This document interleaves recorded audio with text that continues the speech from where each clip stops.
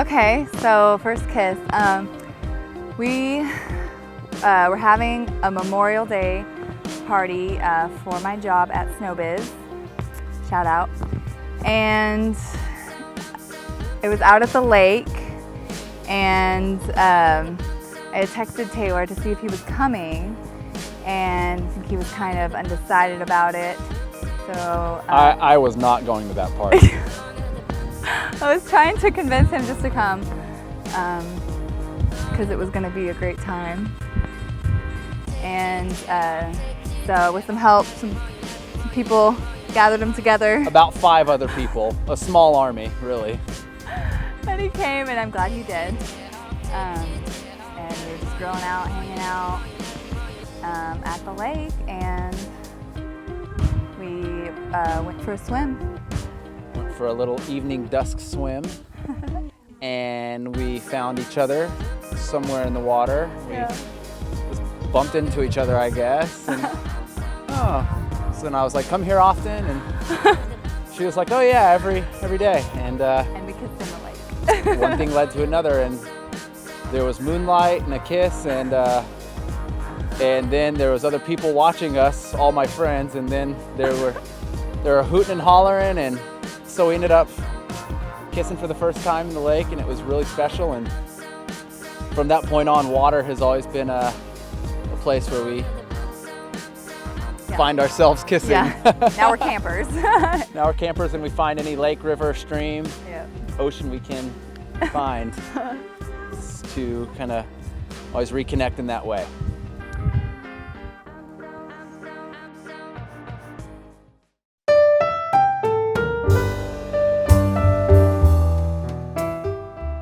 I cut a tomato. You go ahead. Okay, so I found out that he had a garden, and of course that was the most wonderful thing I had ever heard. So he went and picked one of the tomatoes off of the tomato plant and sliced it, put like salt and pepper on it, basil, and just presented it to me, and it was delicious, and I think that's when I fell in love. And we are still growing tomatoes. Yes, we are. Yes, we are. Lots of them. Lots of tomatoes.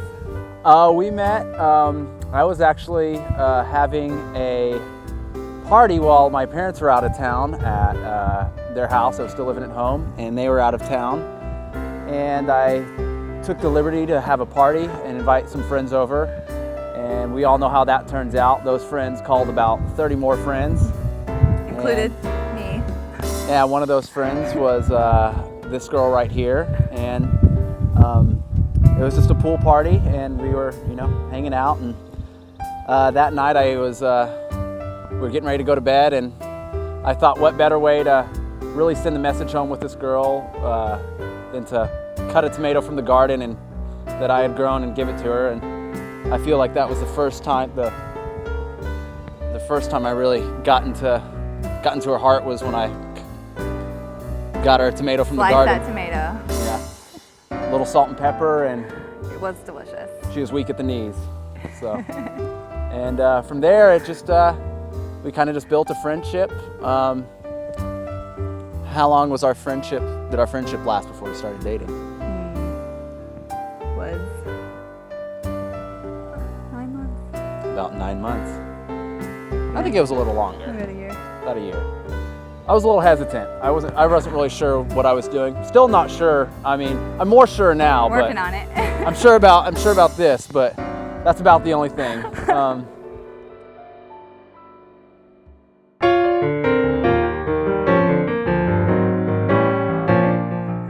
How did you know I am the one? I saw the Star Wars collection that you had obtained over time.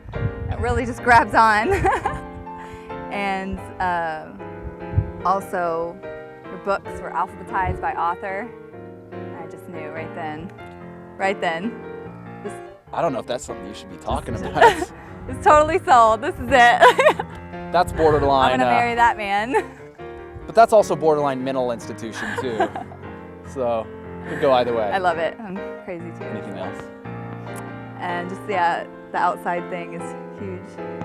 We love to both love to cook and do things outside, hiking around. We really just both out walking and hiking around in the heat of Our the day. favorite thing is like when it's really humid in Texas and it's like 3 in the afternoon and we're both just sweating. No, I'm just kidding. But really, being outdoors and having an appreciation for nature. There's always something to enjoy. And there's always something to distract us from what is true and real, and that's the creation. And that's something that has brought us together, and that we hope that will kind of keep the bonds strong between us, and we can develop and grow every day. And every day is a new day, and there's always challenges, and there's always disagreements about little things, but at the end of the day, we're excited about growing with each other. So. Well, I knew Becca was the one because she was the only girl that I've met in my entire life who had a clear vision of not only who she wanted to be and a clear goal, but someone who was working towards that actively. And from my personal experience, I've always looked for someone like that who not only shared the same values, but was independent enough to reach those goals no matter what stood in the way. And that was the first thing I understood and respected about Rebecca. And along with that, I realized that she had a deep appreciation for the same things I cared about, the nature, creation in general.